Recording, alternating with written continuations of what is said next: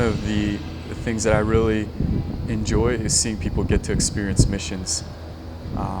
Whether that's our teams, maybe some people, they may come here and it's their first time missions experience, maybe first time leaving their country, traveling, and just experiencing God through missions.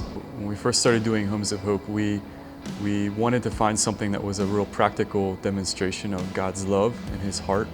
And so that's something that volunteers can always be a part of if they're here. We may not be building, but as much as we can, we are trying to get out into the community. Ms. Spence was very gracious to share her story of the journey to getting the piece of land that we ended up building on, and just all the times in the past that she's been frustrated about trying to start something to be self-sufficient, and having her efforts just meet opposition and resistance and frustration.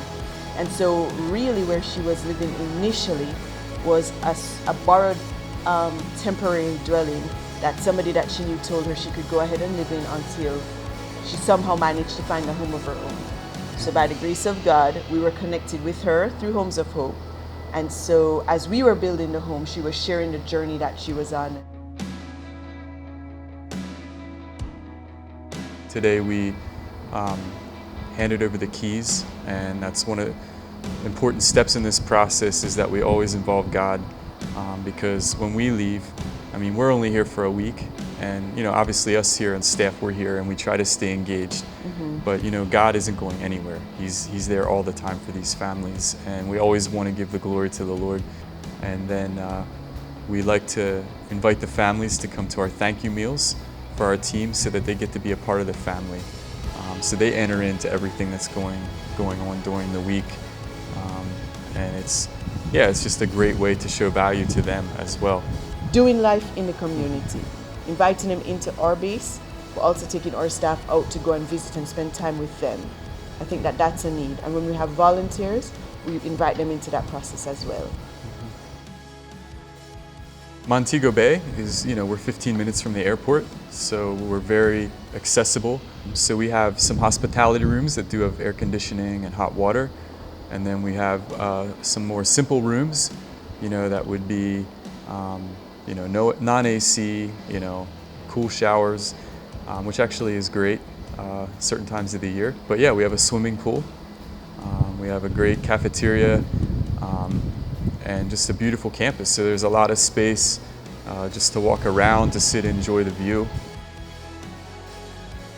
Yeah, it's very important that everyone who comes here gets to experience the beauty that God, created when He created Jamaica. So, getting out to the beach is a must. Snorkeling, glass bottom boats, cliff jumping, bamboo rafting. It's important that, everyone gets to experience a little bit of that when they come. We're utilizing our facilities, our properties, to make the biggest impact we can. Whether it's in the discipleship training school, other training programs, whether it's hosting teams, whether it's doing, outreach and work in our communities, or even creating opportunities for people to come onto our campuses and get trained, keeping the properties maintained, repairing facilities, remodeling facilities.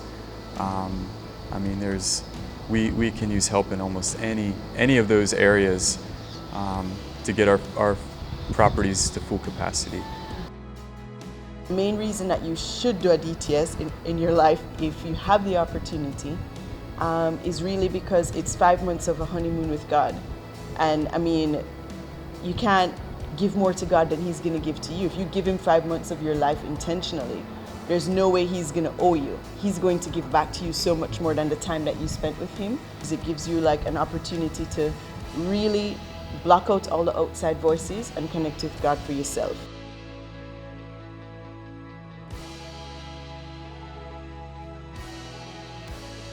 Participate by praying, sending someone, or giving to someone who's going, because it's legit, the harvest is here.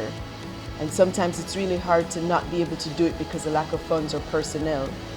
And don't think it's for somebody else. Don't be waiting for somebody who's really amazing to go, or for somebody who's amazing to make the sacrifice. Sometimes it's you. So just pray and ask the Lord what what He's asking you to do, what your responsibility should be.